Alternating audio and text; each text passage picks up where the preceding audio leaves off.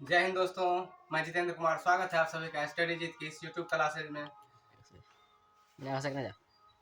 तो साथियों, आज जैसा कि हमने कल चर्चा किए थे थल सेना दिवस के अवसर पर, यानी मकर संक्रांति के अवसर पर हमने चर्चा किए थे सभी दोस्तों के साथ कि क्यूज का श्रृंखला डेली चलेगा। कल क्यूज हुई थी लेकिन लाइट नहीं था, इसलिए वीडियो अपलोड नहीं हुआ।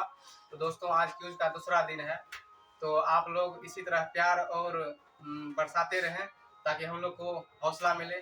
आप लोग वीडियो पर कमेंट करते हैं, बहुत ही अच्छा लगता है, आप सबका आशीर्वाद मिल रहा है, ये हम लोगों के लिए बहुत बड़ी बात है। तो हम तमाम दोस्त जुड़ चुके हैं इस क्यूज श्रृंखला में, जो कि रीस्टार्ट हुआ है, यानी पुनः स्टार्ट हुआ है, जो कि कई महीने से नहीं हो रहा था। तो बिना देरी किए आज के इस क्यूज को हम स्टार्ट करेंगे, जिसमें आज हम टॉपिक लिए हैं मिसलेनियस क्वेश्चन का। हर रोज मिक्स क्वेश्चन रहेगा, उसके बाद टॉपिक वाइज रहेगा, जिसमें हम बुक का प्रयोग करेंगे लुसेंट, जो कि बिहार के लिए रामबन है। लुसेंट बुक लेंगे, ये नीली वाली बुक।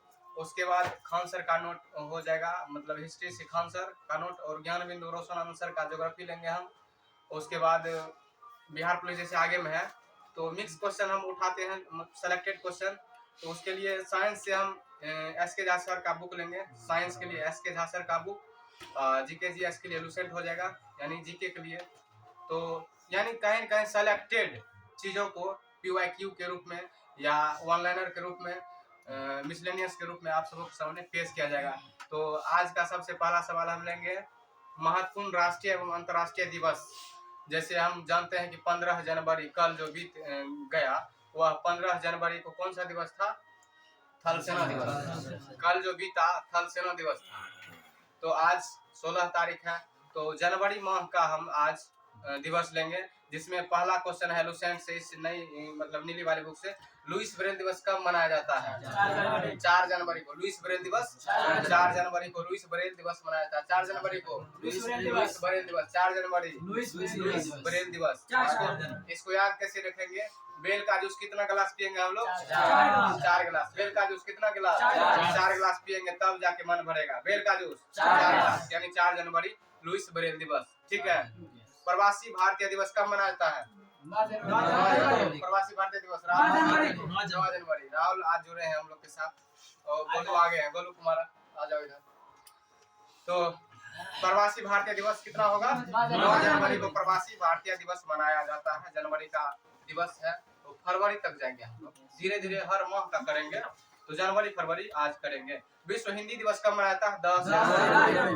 विश्व हिंदी दिवस 10 जनवरी। विश्व हिंदी दिवस। बचपन में हम लोग को राइटिंग लिखना पड़ता था 10 पेज हर दिन, तब हम लोग का राइटिंग सुधरा। अभी हालांकि उतना नहीं सुधरा है, फिर भी सुधार रहे हैं।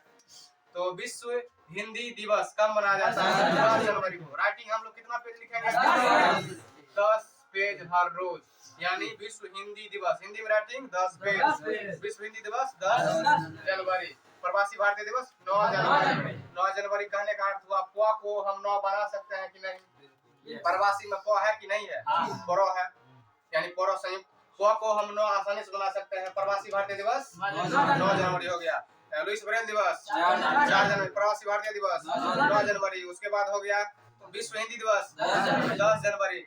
राष्ट्रीय युवा दिवस 12 जनवरी। राष्ट्रीय युवा दिवस कब मनाया जाता है? 12 जनवरी को स्वामी विवेकानंद जी के जन्म के उपलक्ष्य में हम लोग राष्ट्रीय युवा दिवस मनाते हैं। स्वामी विवेकानंद जी का जन्म सन 1863 ईस्वी में हुआ था, 12 जनवरी के दिन। 12 जनवरी 1863 ईस्वी को स्वामी विवेकानंद जी का जन्म हुआ था। उसी के उपलक्ष्य में हम लोग राष्ट्रीय युवा दिवस मनाते हैं 12 जनवरी को। हर युवा को क्या होना है? बड़ा बनना है। हर युवा को बड़ा बनना है, महान बनना है, एकदम अपने जिंदगी को टैलेंट बनाते हुए, यानी टैलेंट बनेंगे तब न महान बनेंगे, बड़ा बनेंगे। तो राष्ट्रीय युवा दिवस 12 जनवरी। युवा बड़ा बनेगा, बड़ा से 12। राष्ट्रीय युवा दिवस 12 जनवरी। ठीक है। गबर कुमार, राष्ट्रीय युवा दिवस। प्रवासी भारतीय दिवस 9 जनवरी।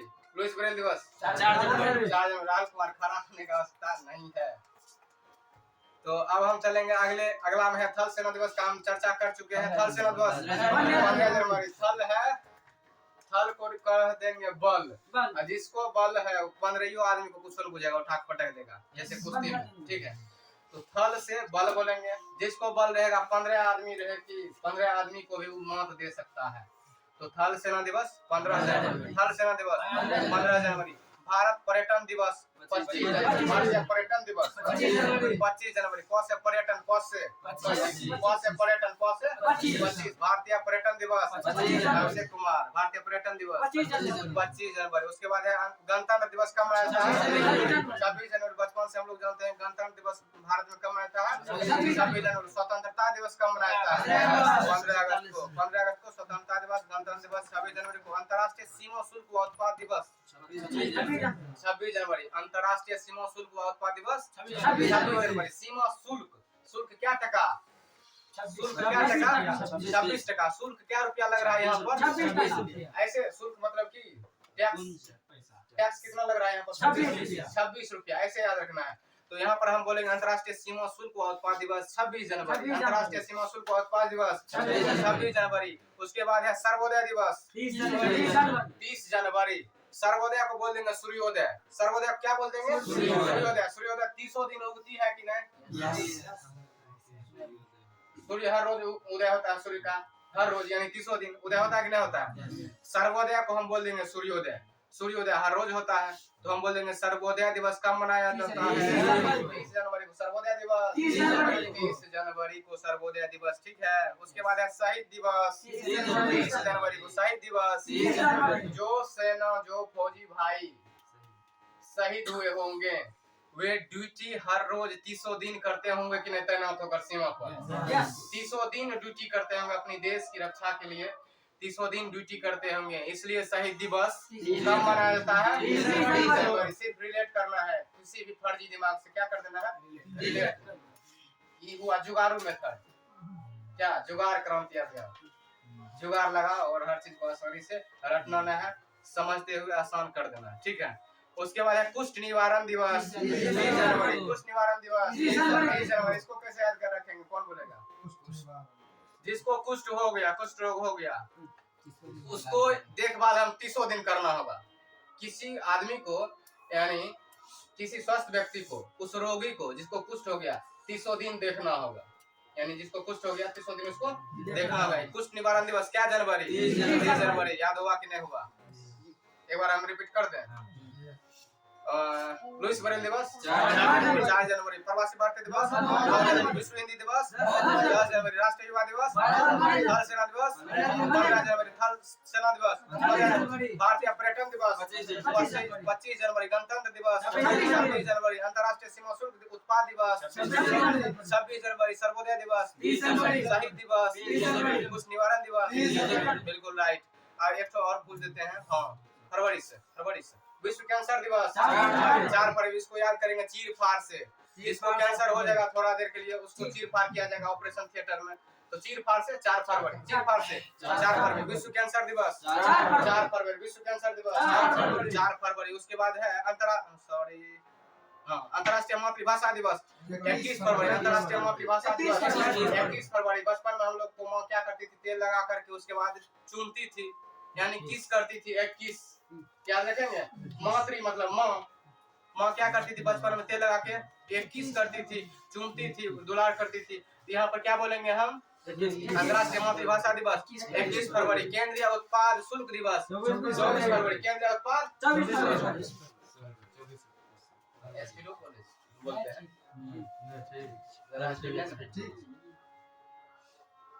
हाँ ठीक है, उसको कुछ नहीं करना है, ठीक है। नहीं राइट।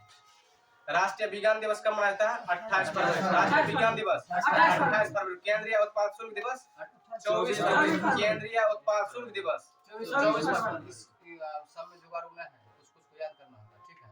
वैसे हम लगाने के लिए अभी भी जुगाड़ लगा सकते हैं, देखने के साथ भी लगा सकते हैं, लेकिन वीडियो लंबा हो सकता है, ज्यादा जुगाड़ के चक्कर में वीडियो लंबा हो सकता है। तो एक बार रिपीट करते हैं, कौन सी का? फरवरी का राष्ट्रीय विज्ञान दिवस 28 फरवरी। राष्ट्रीय विज्ञान दिवस 28 फरवरी। विज्ञान से बोलेंगे वैज्ञानिक। विज्ञान से वैज्ञानिक। वैज्ञानिक बनने का उम्र क्या है नहीं है वो नहीं जाना है, लेकिन 28 वर्ष। वैज्ञानिक बनने का उम्र 28 वर्ष। हालांकि ये रियल नहीं है, लेकिन याद करने के लिए वैज्ञानिक बनने का उम्र 28 वर्ष। इसको बोलेंगे राष्ट्रीय विज्ञान दिवस 28 फरवरी। उसके बाद केंद्रीय उत्पाद शुल्क दिवस 24 फरवरी, केंद्रीय उत्पाद शुल्क दिवस 24 फरवरी, अंतर्राष्ट्रीय मातृभाषा दिवस 21 फरवरी, 21 फरवरी, ठीक है।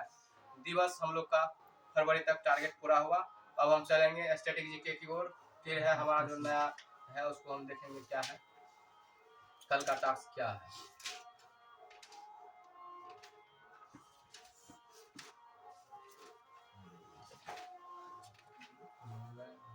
चलो तो दो चार गो अथी उपनाम के बारे में हम जानेंगे। सीमांत गांधी को उपनाम किसे जानते हैं? खान अब्दुल गफ्फार खान उपनाम है, यानी उपनाम।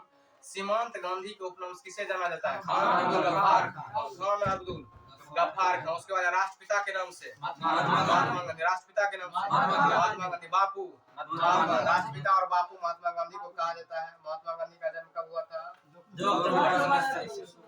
2 अक्टूबर सन 1869 ईस्वी को गुजरात के पोरबंदर में हुआ था, ठीक है। मृत्यु कब हुई थी? 30 जनवरी 1948 को, 30 जनवरी 1948 को। और महात्मा गांधी की मृत्यु 30 जनवरी 1948 को हुई थी। उसके समाधि स्थल को क्या कहा जाता है? राजघाट। उसके समाधि स्थल को राजघाट। उसके बाद है वयोवृद्ध पुरुष के नाम से दादा भाई नेहरू। वयोवृद्ध पुरुष के नाम से वयोवृद्ध पुरुष के नाम से दादा भाई नेहरू जी। लौह पुरुष के नाम से सरदार वल्लभ भाई पटेल। लौह पुरुष सरदार वल्लभ भाई पटेल। लौह पुरुष लौह पुरुष के नाम से सरदार वल्लभ भाई पटेल। लौह पुरुष के नाम से सरदार वल्लभ भाई पटेल। और है आगे शांति पुरुष लाल बहादुर शास्त्री। शांति पुरुष लाल बहादुर शास्त्री। शांति पुरुष लाल बहादुर शास्त्री। पंजाब केसरी लाला लाजपत राय। पंजाब केसरी लाला लाजपत राय। पंजाब केसरी लाला लाजपत राय। चलिए इसमें ज्यादा नहीं लेंगे, इसमें ज्यादा नहीं, कारण हम नहीं दिए थे वैसे पूछ दिए। ये हम टास्क होमवर्क में नहीं दिए थे, उसी तरह हम पूछ दिए। भौगोलिक उपनाम निकाला है। भौगोलिक उपनाम कितना पेज में था?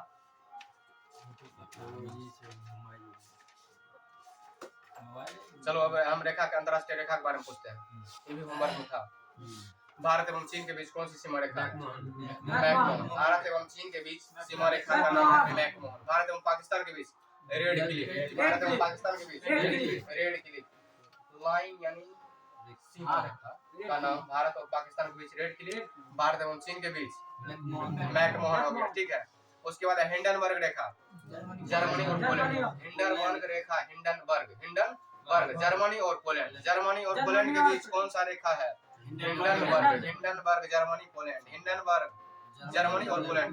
38वीं समांतर बिल्कुल right. North Korea and south Korea, यानी उत्तरी कोरिया और दक्षिणी कोरिया के बीच जो है 38वीं समांतर रेखा।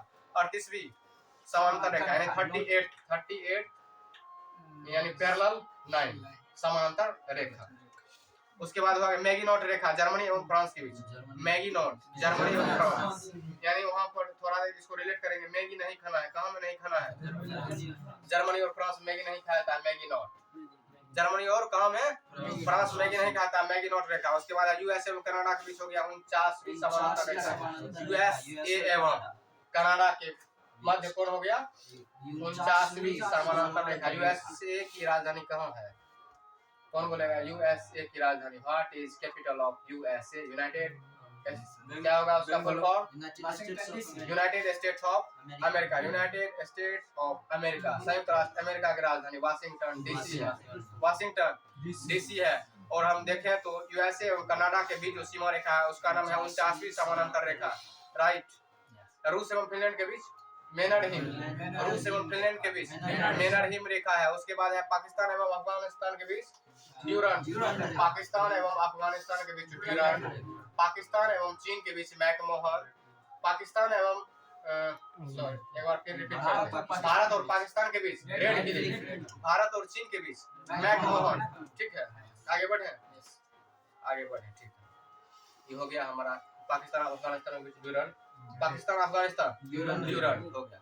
चलिए अगला हम लोग पढ़ेंगे। अब जो है कोई दिक्कत नहीं, थोड़ा बहुत देसी लैंग्वेज हो जाता है उसके लिए नो प्रॉब्लम। हम लोग का देसी लैंग्वेज कम नहीं है कि क्षेत्रीय लैंग्वेज। तो अब हम लोग क्या करेंगे? बिहार जीके करेंगे। स्टैटिक हो गया, अब हम बिहार जी के करेंगे।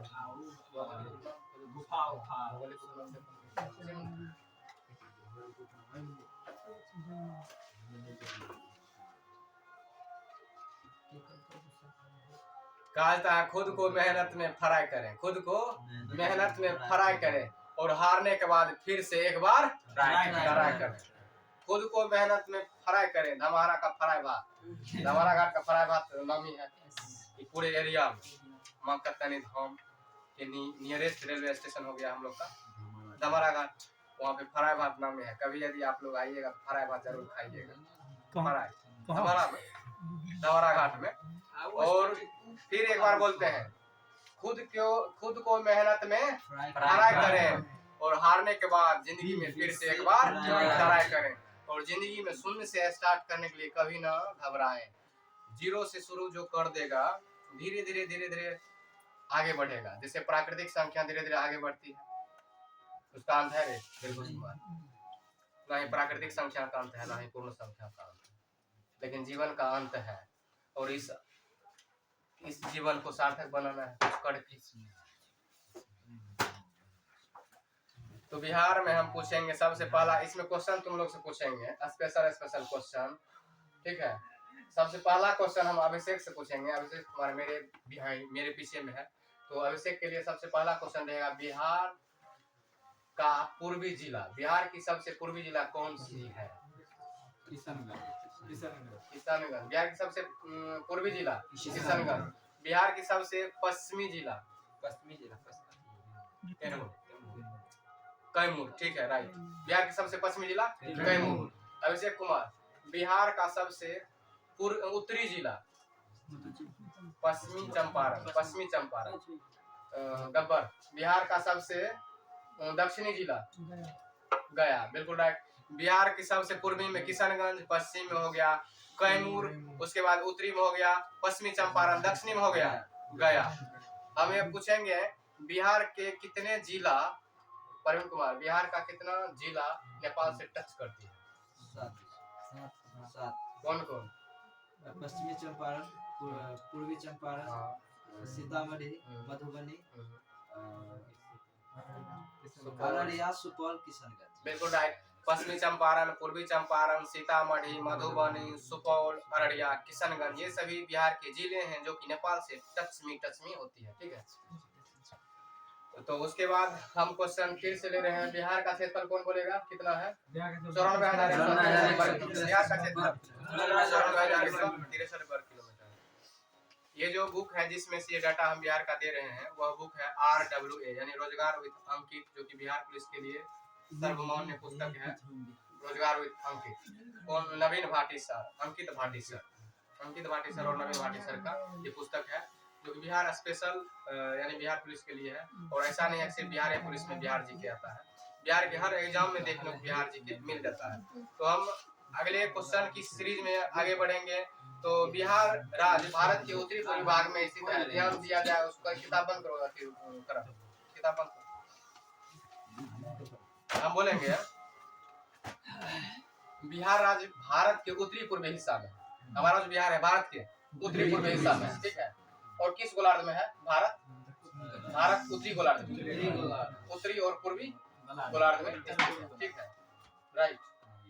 देशांतर के पूर्वी साइड, अक्षांश के दूसरी साइड, ठीक है। उसके बाद अगला क्वेश्चन है बिहार राज्य का गठन कब हुआ था? 22 मार्च 1916 ईस्वी को। 22 मार्च 1916 नहीं 12 होगा। 22 मार्च 1912। 16 कौन कौन बोला? 12। कल भी क्वेश्चन कल भी हुआ था। बिहार राज्य का गठन 22 मार्च 1912 ईस्वी को हुआ था। बिहार दिवस कब मनाता है? 22 मार्च को। विश्व जल दिवस कब मनाता है? 22 मार्च को। महिला दिवस कब मनाता है? 8 मार्च को। उसके बाद है वर्तमान बिहार राज्य का भौगोलिक स्वरूप 15 नवंबर 2000 को सामने आया था। 15 नवंबर 2000 को ही मतलब हमारे राज्य बिहार से झारखंड अलग हुआ था। 15 नवंबर 2000 के दिन बिहार से कौन सा प्रांत अलग हुआ था? झारखंड। झारखंड की राजधानी बिहार की राजधानी पटना का प्राचीन नाम पाटलिपुत्र। बिहार का प्राचीन नाम मगध। बिहार का प्राचीन नाम मगध।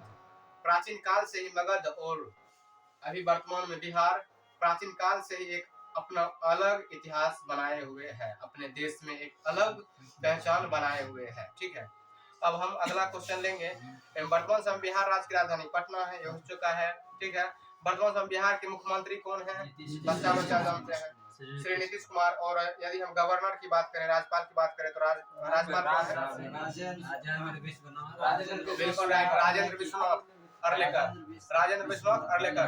बिहार में लोकसभा सीट की संख्या 40। लोकसभा सीट की संख्या 40। विधानसभा सीट की संख्या विधानसभा 243। विधानसभा 243। विधान परिषद 75। विधान परिषद 75। राज्यसभा 16। विधानसभा 243। लोकसभा 40। विधानसभा 243। विधान परिषद 75। पर से परिषद, प से 75, प से परिषद, प से 75। लोकसभा सीट की संख्या 40 है, विधानसभा की 243 है, राज्यसभा की विधान परिषद के 75। आगे बढ़े। उसके बाद है बिहार का क्षेत्रफल हो चुका है 94,163 वर्ग किलोमीटर। भारत का क्षेत्रफल यदि हम बात करें तो 32,87,163 वर्ग किलोमीटर। और बिहार यानी हम चलो भारत का बात करते हैं। भारत में सबसे बड़ा जिला क्षेत्रफल दृष्टि से राजस्थान। भारत में सबसे स्टेट होगा, स्टेट। भारत में सबसे बड़ा स्टेट क्षेत्रफल दृष्टि से राजस्थान। सबसे छोटा राज्य गोवा। सबसे छोटा राज्य गोवा की राजधानी राजस्थान की राजधानी जयपुर। राजस्थान की राजधानी जयपुर। चलिए अगला है बिहार राज्य का क्षेत्रफल भारत के क्षेत्रफल का कितना प्रतिशत है? 2.86%। 2.86%। हीरा का अपवर्तनांक 2.86%। हीरा का अपवर्तनांक जो होता है साइंस में पढ़ेंगे हम लोग 2.86% होता है। उसके बाद बिहार का जो क्षेत्रफल है भारत के तुलना में कितना समेटे हुए हैं? 2.86%। भारत का स्थान क्षेत्रफल की दृष्टि से पूरे विश्व में कितना है? 7वां स्थान पर है। भारत का क्षेत्रफल की दृष्टि से पूरे विश्व में स्थान 7वां। जनसंख्या की दृष्टि से दूसरा। जनसंख्या की दृष्टि से और लेकिन हाल ही में इसको पहला दर्जा मिला नहीं, हालांकि चर्चा चल रहा है, बढ़ सकता है, चाइना को हम लोग क्रॉस कर सकते हैं। उसके बाद है क्षेत्रफल दृष्टि से बिहार राज्य का 12वां स्थान देश में है। क्षेत्रफल दृष्टि से बिहार राज्य का देश में कौन सा स्थान है? 12वां स्थान है। अगला क्वेश्चन लेंगे हम लोग। बिहार राज्य का भौगोलिक स्वरूप की बात की जाए तो भौगोलिक स्वरूप यानी चौहद्दी की बात करें, चौहद्दी कौन सीधा कमर सीधी करेंगे हम लोग तो फोकस बढ़ेगा। सांस गहरी लेंगे तो माइंड का कंसंट्रेशन बढ़ेगा। माइंड कंसंट्रेशन बढ़ेगा तो हम लोग फोकस कर पाएंगे। तो गहरी गहरी सांस लिया जाए। स्पिरिचुअल हम लोग आध्यात्मिक जीवन को ही जीवन बन पाएंगे। ठीक है, तो गहरी सांस ले लिए हम करीब 3 बार ले लिए। चलिए बिल्कुल। तो उत्तर में नेपाल, बिहार चौहद्दी की बात करें, उत्तर में नेपाल, दक्षिण में झारखंड, पूर्व में पश्चिम बंगाल, पश्चिम में उत्तर प्रदेश। उत्तर में नेपाल, दक्षिण में झारखंड, पूर्व में पश्चिम बंगाल, पश्चिम में उत्तर प्रदेश। एकदम बच्चा वाला है सब चीजें, लेकिन इस सबको समझते रहना है। जिंदगी में छोटी छोटी चीजों को अहमियत देना होता है, तो पढ़ाई में भी छोटी छोटी चीजों को अहमियत देना होगा। अब है क्षेत्रफल की दृष्टि से बिहार राज्य का सबसे बड़ा जिला पश्चिमी चंपारण। क्षेत्रफल की दृष्टि से बात करें तो बिहार राज्य का सबसे बड़ा जिला पश्चिमी चंपारण। बड़ा जिला बिहार का सबसे बड़ा जिला क्षेत्रफल की दृष्टि से पश्चिमी चंपारण। चंपारण में चंपारण, चंपा से चंपारण। ठीक है, उसके बाद बड़ा शहर कौन हो जाएगा? पटना। बड़ा शहर पटना। क्षेत्रफल की दृष्टि से जनसंख्या की दृष्टि से बिहार का सबसे बड़ा जिला पटना। बड़ा शहर भी पटना। जनसंख्या की दृष्टि से भी बिहार में सबसे बड़ा जिला पटना। राइट। अगला है बिहार का उच्च न्यायालय कहाँ में है? पटना में। हाई कोर्ट बिहार का काम है पटना में है। बिहार का हाई कोर्ट पटना में। हाई कोर्ट की स्थापना कब हुई थी? 3 फरवरी 1916 ईस्वी को। 3 फरवरी 1916 ईस्वी को। क्यों नहीं लग रहा है? क्या तेरा हौसला वो मंजर भी आएगा, प्यासे के पास चलकर समंदर भी आएगा, थक कर न बैठे मंजिल के मुसाफिर, मंजिल भी मिलेगी और मिलने का मजा मजा भी आएगा। तो सफर का आनंद हम लोग ले रहे हैं। ये हुआ सफर का आनंद लेना। जितना मजा मंजिल पर नहीं है उतना मजा तो सफर में है। हम लोग यदि खगड़िया से पटना जाएंगे तो ज्यादा मजा कहाँ आएगा? रास्ता में राजधानी ट्रेन में देखते जाएंगे इधर लोग नजारा। अब पटना पहुंचेंगे तो हो सकता है उतना मन नहीं लगे, ठीक है, लेकिन पटना में मन लगेगा। दर्शनीय स्थल बहुत देखने के लिए। तो आगे हम बात करेंगे जनसंख्या घनत्व की दृष्टि से बिहार राज्य का देश में कौन सा स्थान है? प्रथम। जनसंख्या घनत्व से बिहार राज्य का देश में स्थान प्रथम, लेकिन जनसंख्या की दृष्टि से बिहार का देश में स्थान तीसरा है। प्रथम स्थान में महाराष्ट्र, दूसरे स्थान में कौन हो जाएगा? प्रथम स्थान यूपी, दूसरा स्थान महाराष्ट्र, तीसरा स्थान बिहार। प्रथम स्थान यूपी। पहला बोलो, फिर से बोलो, कंफ्यूज हो गए क्या?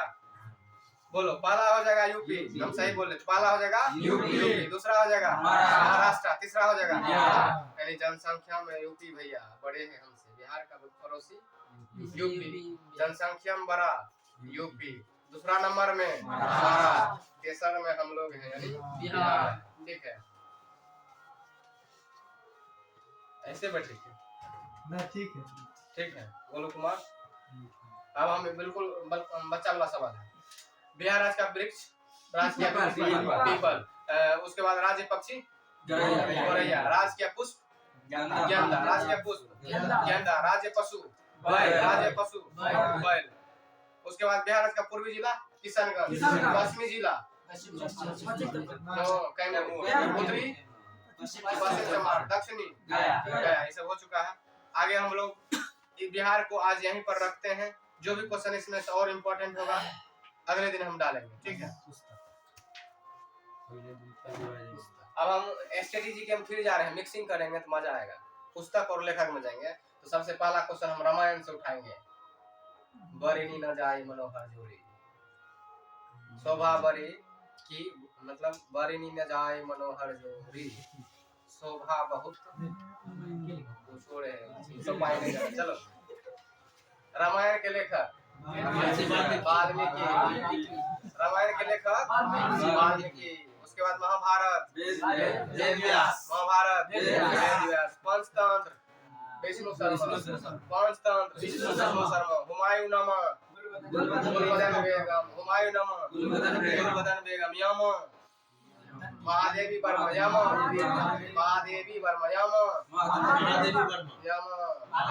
भगत में हम लोग का उत्तर बिहार में यमा माया पर भगत भी होता है, यही ना होता है भगत नहीं होता है। अर्थशास्त्र जो भी हो, अर्थशास्त्र के लेखक चाणक्य, चाणक्य का दूसरा नाम कौटिल्य या नहीं तो विष्णुगुप्त। चाणक्य, कौटिल्य, विष्णुगुप्त एक ही नाम हुआ। अर्थशास्त्र के लेखक चाणक्य। अर्थशास्त्र कैसी पुस्तक है? राजनीति पर आधारित, न कि अर्थ पर आधारित। कौन सी? इन्हें के अर्थशास्त्र लिखा हुआ है तो धन संपदा का बारे में। अर्थ पर यानी जो चाणक्य जी लिखे हैं ये राजनीति पर आधारित पुस्तक है, जिसकी तुलना किससे की जाती है? मैकियावेली से की जाती है, मैकियावेली की पुस्तक। उसके बाद है मुद्रा राक्षस, विशाख दत्त, अवंती सुंदरी दंडी, अवंती सुंदरी दंडी, अवंती सुंदरी दंडी, प्रेम वाटिका रसखन, प्रेम आयन श्री राधिका 10th में है, प्रेम आयन श्री 12th। तो शाहनामा फिरदौसी, गीत गोविंद जयदेव, गीत गोविंद के लेखक कौन है? जयदेव। पद्मावत मलिक मोहम्मद जयसी, पद्मावत मूवी भी है, हीरोइन का नाम, हीरो का नाम रणबीर कपूर, पद्मावत मूवी भी है। उसके बाद है भारत भारती, मैथिली शरण गुप्त, भारत भारती मैथिली शरण गुप्त, पद्मावत मलिक मोहम्मद जयसी, पद्मावत मलिक मोहम्मद जयसी। गोदान गवन कर्म भूमि रंग भूमि प्रेमचंद, गोदान गवन कर्म भूमि रंग भूमि प्रेमचंद, प्रेमचंद। औरंगजेब का कोई बुक है? ध्यान, चलो आगे पढ़ेंगे हम लोग। गोदान गवान कर्मभूमि रंगभूमि, गोदान गवान कर्मभूमि रंगभूमि, ये सभी जो पुस्तक हैं किनकी है? प्रेमचंद की है। हर्ष चरित्र बावन भट्ट, हर्ष चरित्र बावन भट्ट, कादम्बरी बावन भट्ट, कादम्बरी बावन भट्ट, हर्ष चरित्र बावन भट्ट। पूछते हैं भगवत गीता वेद व्यास, भगवत गीता वेद व्यास, रामायण वाल्मीकि, महाभारत वेद व्यास, पंचतंत्र विष्णु सहस्त्र, राजतरंगिणी कलहन। राजतरंगिणी में कहाँ का इतिहास वर्णित है? कश्मीर का इतिहास वर्णित है। ठीक है, बोलो रे लड़का। अर्थशास्त्र के लेखक चाणक्य, राइट। उसके बाद है बुल चरित्रम अश्वघोष, बुल चरित्रम अश्वघोष। 10 कुमार चरित्र दंडी, 10 कुमार चरित्र दंडी। चित्रगंधा गीतांजलि विसर्जन, 3 पुस्तक, चित्रगंधा गीतांजलि विसर्जन, रविंद्रनाथ टैगोर यानी R.N. टैगोर। जनगण की रचना कौन की थी? जनगण में रविंद्रनाथ टैगोर। वंदे मातरम बंकिम चंद्र चटर्जी। वंदे मातरम किस उपन्यास से लिया गया है? आनंद मठ। वंदे मातरम कहाँ से लिया गया है? आनंद मठ से। हम लोग का राष्ट्रीय गीत क्या है? वंदे मातरम। राष्ट्रीय गान क्या है? जनगण मन अधिनायक। ठीक है, अब है मिताक्षरा विज्ञानेश्वर, राजतरंगिणी कलहन, पल्लव चिदंबरा सुमित्रानंदन पंत, पल्लव और Chidambara Sumitranandan Pant. Nature cure Morarji Desai, nature cure Morarji Desai, nature cure Morarji Desai. Amar Kosh, नाम में ही आंसर है, अमर सिंह, अमर कोश, अमर सिंह, अमर कोश, अमर सिंह। महाभारत भगवत गीता वेद व्यास, महाभारत और भगवत गीता वेद व्यास। सुर सागर और साहित्य लहरी सूरदास, सुर सागर और साहित्य लहरी सूरदास। नाम में ही आंसर है, सुर सागर सूरदास। सुर सागर में सुर है यानी सूरदास। साहित्य लहरी, आंख लहर रहा था इसलिए सूरदास बन गए, आंख लहर रहा था सूरदास बन गए। तो हो गया साहित्य लहरी सूरदास, जकर आंख लहरी सूरदास लहरी, साहित्य लहरी सूरदास। ठीक है, natural history Pliny, natural history Pliny. Kamasutra Vatsyayan, Kamasutra Vatsyayan. Chandrakanta Devaki Nandan Khatri, Devaki Nandan Thakur जो मतलब भगवत गीता उन है, देवकी नंदन खत्री। नहीं पढ़िएगा तो होगा खतरा। गार्डनर गोरा, हुंगरी स्टोन्स चांडालिका, रविंद्रनाथ टैगोर की पुस्तक है। गार्डनर गोरा, उसके बाद है हुंगरी स्टोन्स चांडालिका, किन की पुस्तक है? रविंद्रनाथ टैगोर। कुरुक्षेत्र रामधारी सिंह, कुरुक्षेत्र रामधारी सिंह। महाभारत का युद्ध कहाँ हुआ? कुरुक्षेत्र में हुआ था। महाभारत का युद्ध कितना दिन तक हुआ? 18 दिन तक हुआ था। दादा कॉमरेड यशपाल, दादा कॉमरेड यशपाल, कॉमरेड भी एक मूवी का नाम। दादा कॉमरेड यशपाल। देवदास चरित्रहीन, देवदास और चरित्रहीन किनकी पुस्तक है? शरद चंद्र चट्टोपाध्याय, शरद चंद्र चट्टोपाध्याय, शरद चंद्र चट्टोपाध्याय, शरद चंद्र चट्टोपाध्याय। हम लोग ये भी कर चुके हैं, मतलब बुक हम कर लिए, आगे हम अगले दिन करेंगे। मन भी हुआ। अब हम लोग चलेंगे इतिहास की दुनिया में। इतिहास एक ग्रंथ है जिसमें हम लोग अतीत का अध्ययन करते हैं। अतीत का अध्ययन करना ही क्या कहलाता है? इतिहास कहलाता है। पास्ट का अध्ययन क्या कहलाता है? इतिहास कहलाता है। इतिहास के पिता इतिहास का पिता हेरोडोटस। इतिहास में हम ईसा पूर्व पढ़ते हैं और ईस्वी के बारे में भी पढ़ते हैं। ईस्वी के बारे में किस में पढ़ते हैं? आधुनिक भारत में। ठीक है, ऐसा मीडिएवल में भी आ जाता है। अब प्राचीन में क्या पढ़ेंगे? ईसा पूर्व पढ़ेंगे। ईसा पूर्व यानी ईसा मसीह के जन्म से पहले का काल। ठीक है, तो हम लोग इतिहास के दौर में घुस रहे हैं जिसमें हम आंसर का नोट लेंगे। इतिहास हम लोग को भी क्या करना है? इतिहास बनाना है। ये मान चलिए ये 2024 गुजर जाएगा, 25 आएगा कि नहीं आएगा? तो 24 में जो हम कर रहे हैं वही इतिहास हो जाएगा। 24 में हम जो कर रहे हैं वही हम लोग का इतिहास हो जाएगा। इतिहास आसानी से हम लोग समझ गए। इतिहास एक ग्रंथ है। ऐतिहासिक क्या है? ग्रंथ है, जिसमें हम पास्ट में हुई घटित घटनाओं के बारे में अध्ययन करते हैं और वैसी घटना जो निश्चित रूप से घटित हुई है वही इतिहास है। राइट। तो इतिहास को हम 3 कालखंडों में बांटते हैं, प्रागैतिहासिक काल, आदि ऐतिहासिक काल और ऐतिहासिक काल। प्रागैतिहासिक काल को हम रखेंगे किस युग में? पाषाण काल में, स्टोन एज में रखेंगे। पाषाण मतलब पत्थर वाला काल। और पाषाण काल को 4 भागों में बांटा गया है। पूरा पाषाण काल, मध्य पाषाण काल, नव पाषाण काल, ताम्र पाषाण काल। ठीक है, पूरा पाषाण, मध्य पाषाण, नव पाषाण, ताम्र पाषाण। ताम्र पाषाण मतलब तांबा का काल। ठीक है, तो हम क्वेश्चन अब लेंगे। और आदि ऐतिहासिक में क्या सब पढ़ेंगे? आदि ऐतिहासिक में सिंधु के बारे में पढ़ेंगे, सिंधु घाटी सभ्यता के बारे में, कांस्य युग के बारे में, उसके बाद हड़प्पा के बारे में, उसी के अंतर्गत आता है, सिंधु के ही अंतर्गत। उसके बाद ऐतिहासिक में क्या पढ़ेंगे? प्राचीन काल के बारे में, मध्य काल के बारे में, आधुनिक काल के बारे में, उसके बाद नेहरू युग के बारे में, उसके बाद विश्व इतिहास भी हम लोग पढ़ेंगे।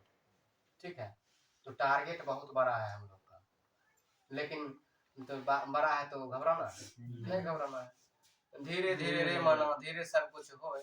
माली सींचे 100 घड़ा, ऋतु आए फल होए, बूंद बूंद से घड़ा बढ़ती है। हम लोग को भी एकदम धीरे धीरे जाना है, एकदम नियमितता के साथ। इसमें हम लोग को सबसे बड़ी बात है कि हमारे एक भैया है जो कि सिपाही है, सीताराम भैया जी, बोले हैं कि वो जानते हैं कि ये लोग क्यों छोड़ देता है, तो कमेंट किया है कि रेगुलर कर भी क्यों। तो वास्तविक बात है, बड़े भैया हैं तो हिदायत तो देंगे। तो सीताराम भैया को हम स्पेशली कहना चाहेंगे कि रेगुलर करने का हम लोग प्रयास करेंगे, जिसमें आप लोग भी इस सब को आप कह सकते हैं। हम तो बहुत बोले हैं तब जाके इकट्ठा सब हुआ है, हालांकि सब में जुनून जोश है। बीच बीच में बात इसलिए हम करते हैं ताकि हम लोग उगे नहीं, बातचीत भी जरूरी है। तो कमेंट इस सब आया कि रेगुलर करना है। वजह ये है कि हम लोग 6 महीना यूज कर रहे थे, छोड़ दिए, कंसिस्टेंसी का कमी हुआ। करण भी बोला था कि कुछ प्रॉब्लम भी हुआ था, इसलिए हम लोग नहीं कर पाए। लेकिन अब हम इतना इकट्ठा हुए हैं, एकदम करना डेली। ठीक है, घबराना है। 100 क्वेश्चन लेके आएंगे, लेकिन उसको चार्ट को जाएंगे। ठीक है, थ्योरी के साथ पढ़ेंगे, इन्हें की रटना है, रटना भी नहीं है, थ्योरी के साथ पढ़ेंगे। किसी भी टीचर से हम हेल्प लेके पढ़ सकते हैं फ्री में। यूट्यूब, गंगा जल है, महासागर है, दोनों टीचर को सर्च मार लेंगे, वो थ्योरी पढ़ लेंगे, 1-2 बार पढ़ लेंगे, याद हो जाएगा, यहाँ पर यूज कर लेंगे, इसमें फिट हो जाएगा। तो अतीत का अध्ययन क्या कहलाता है? इतिहास कहलाता है। अतीत का अध्ययन इतिहास। इतिहास के जनक Herodotus, father of history Herodotus, father of history Herodotus. कुछ फादर को और ले ले। Father of biology, father of zoology, father of botany, father of Sanskrit व्याकरण पाणिनि, फादर ऑफ संस्कृत व्याकरण पाणिनि। तो चलिए, उसके बाद है हम लोग का क्वेश्चन अगला हिस्ट्री से। पाषाण काल के बारे में पढ़ेंगे। यानी पाषाण काल में जो था, मतलब मानव का जीवन क्या था? आदि मानव उस समय में थे, मतलब वहाँ उस समय का जीवन क्या था? खानाबदोश जीवन था, आखेटक जीवन था, शिकार पर निर्भर थे, जानवर की तरह समय व्यतीत करते थे, सिर्फ पेट भरने का काम करते थे, किसी तरह अपना पेट भरते थे। और आग की खोज भी किस काल में हुई? पूरा पाषाण काल में। आग की खोज पूरा पाषाण काल में। पहिए का खोज पहिए का खोज नव पाषाण काल में। तो उस समय का जीवन जो था एकदम बिल्कुल अस्त व्यस्त जीवन था, लेकिन मस्त नहीं था, कष्टमय जिंदगी था। और मानव ने सबसे ज्यादा जिंदगी जो बिताया वह काल कौन था? पूरा मानव ने ऐसा कौन सा काल है जिस काल में मानव ने सबसे ज्यादा जीवन यापन किया? वह काल था पूरा। इसका अर्थ हम ऐसे, इसका हम इस तरह समझ सकते हैं कि मान चलिए 2024 आया है, जो काम हम 23 में नहीं किए थे बेहतर काम, वो हम 24 में करेंगे, तो खुशनुमा समय हम लोग का 24 गुजर जाएगा। यानी 2024 को खुशनुमा बना सकते हैं, बेहतर काम करके खुश रह के मस्त रह के। कारण किसी भी परिस्थिति में या तो आप हंसिए या तो रोइए, हम लोग के हाथ में है। हंस के काम कीजिए कि रो कर कीजिए, लेकिन काम करना होगा। अब मानो ना मानो एक दिन सुधरना भी होगा। जो सुधरेगा वही बेहतर काम कर सकता है, जो नहीं सुधरेगा घिसा पीटा काम जीवन में करेगा। इसलिए सुधरना जरूरी है। ठीक है, मोटिवेशन ज्यादा हो जाता है इसमें। लंबा बहुत है गया। टाइम 40 एक आवर तो 40 मिनट हो हम लोग का पूरा हो चुका है। कम में क्वेश्चन करेंगे। चलिए वन लाइनर कर लें, जो छूट जाए कारण समय ज्यादा हो चुका है, ज्यादा समय हम लोग नहीं लेंगे तो वन लाइनर करते हैं। एकदम ध्यान देना है सबको, गोली की तरह आप लोगों के सामने आंसर जाएगा, क्वेश्चन जाएगा, आंसर देना है। इतिहास का जनक किसे कहा जाता है? हेरोडोटस को। इतिहास का जनक भारतीय पुरातत्व का पिता, भारतीय पुरातत्व का पिता अलेक्जेंडर कनिंघम। मानव द्वारा पाला गया प्रथम जानवर मानव द्वारा पाला गया प्रथम जानवर। हम लोग भी अभी किसको पालते हैं? कुत्ता को। एकदम स्कॉर्पियो बोलेरो में बैठा कर घूमने जाते हैं बाग में। कोई दोस्त मिल जाएगा उससे बातें नहीं करेंगे, लेकिन कुत्ता को साथ में जरूर रखेंगे। हालांकि प्रिय पशु है हम लोग का, प्रिय जानवर है। तो पुरातत्व का पिता अलेक्जेंडर कनिंघम। सुपर आ जाओ,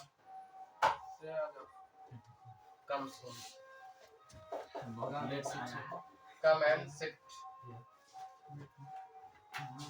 तो किस काल को माइक्रोलिथ काल भी कहा जाता है? मध्यपाषाण काल। किस काल को माइक्रोलिथ कहा जाता है? मध्यपाषाण काल को। मध्यपाषाण काल को माइक्रोलिथ कहा जाता है। क्यों कहा जाता है? क्योंकि इस समय में औजार छोटा हो गया था, उसका जो भी औजार था छोटा हो गया था। जैसे पत्थर का भी औजार था तो छोटा छोटा बनाने लगा, नुकीला बनाने लगा, ताकि उसको शिकार करने में आसानी हो। इसलिए माइक्रोलिथ कहा जाता है। माइक्रो का मतलब होता है छोटा। तो माइक्रोलिथ इसलिए कहता है क्योंकि उस समय में उसका जो औजार था, हथियार था, छोटा मोटा हो गया। तो मध्यपाषाण काल को ही माइक्रोलिथ कहा जाता है। मध्यपाषाण काल को ही माइक्रोलिथ कहा जाता है। अब है किस कालखंड में मानव सर्वाधिक जीवन बिताया? बोल चुके हैं, पुरापाषाण काल। मानव द्वारा खोजी गई सबसे पहली धातु तांबा। मानव द्वारा खोजी गई सबसे पहली धातु तांबा। उसके बाद है सबसे पहले चावल का साक्ष्य गोल्डीवा। प्राचीन भारत पढ़ रहे हैं, प्राचीन भारत का ये सभी क्वेश्चन है। गोल्डीवा में सबसे पहले किसका साक्ष्य मिला? चावल का साक्ष्य मिला। हम लोग बोलेंगे गोल्डीवा चावल लाया, भात दाल सब्जी बनाओ, चटनी, भात दाल चोखा। बिहार का फेमस स्टूडेंट का फेमस, भारत के स्टूडेंट का फेमस भात दाल चोखा।